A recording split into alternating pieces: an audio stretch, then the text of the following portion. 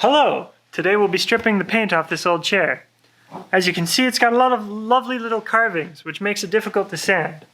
So we'll be using a stripping compound. Before we do that though, we'll need some things. First, of course, is protection, because this stuff is really caustic and it'll eat you up if it gets on you. If you've got a respirator, that's a good idea. If not, make sure that you're well ventilated or outside. We'll be using a series of abrasives and scrapers to remove it, and this is the stripping compound we'll be using. It's similar to clean strip if you can get your hands on that. And of course you'll need a brush and something to hold it in to put it on. Let's get going. This one says shake well, so...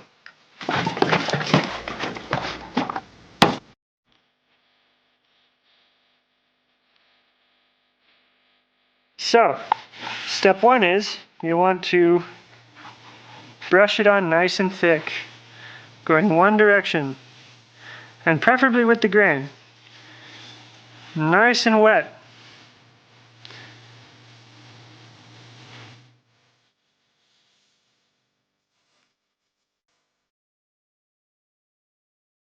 Now we're going to wait 10 to 15 minutes, but make sure that you don't leave it on there for more than 30-ish minutes. If it dries, make sure you put more on, because if it's dry, it won't work.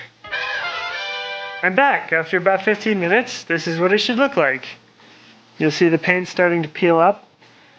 Now, you may have noticed I forgot to put my glove on before. Don't do that. It burned me pretty good.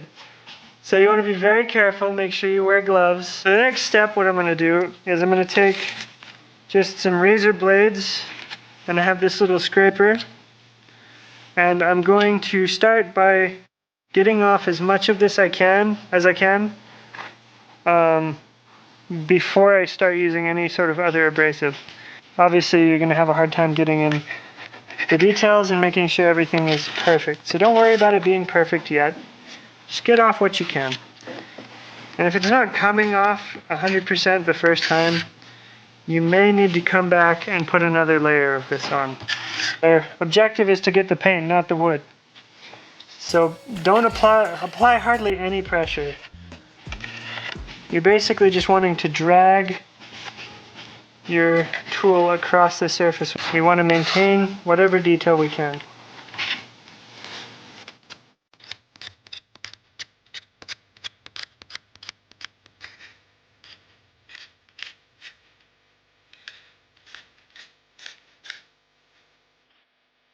That's old stain under some finish. I'm probably going to move over to a Scotch brite pad.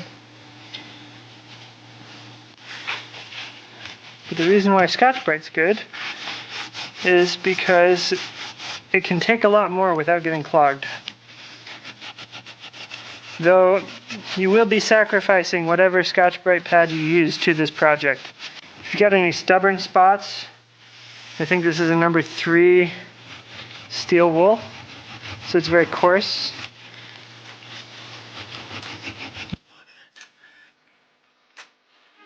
I think I've got all I can at the moment, so I'm going to have to apply another coat.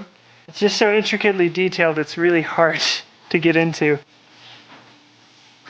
You just kind of want to work part by part, piece by piece, until you get the whole thing done. You don't want to be applying this to the whole chair at once. There's no way that you're going to make it all the way around the chair before the stuff on the other side dries.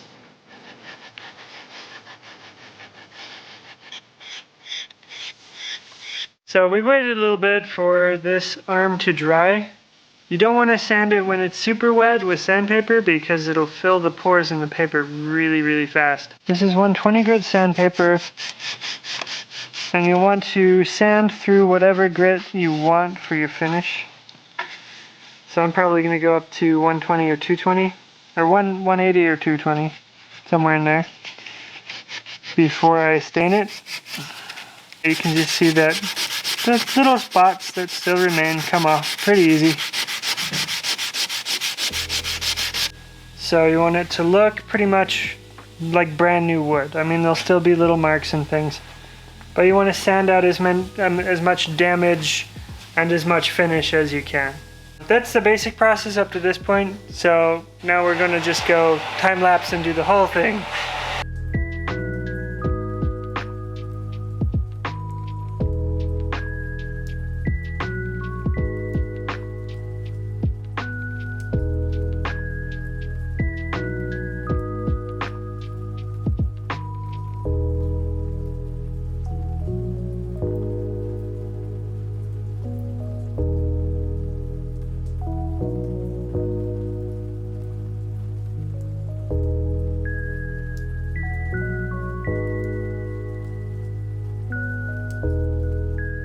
Well, there you have it. I've still got a little work to do, but I'm gonna be really glad when I'm done. This has taken me several hours to get this far. So don't get frustrated, just keep going at it, chisel away piece by piece, and eventually you'll make it. If you've got any questions, please leave them in the comments below. So we'll see you then.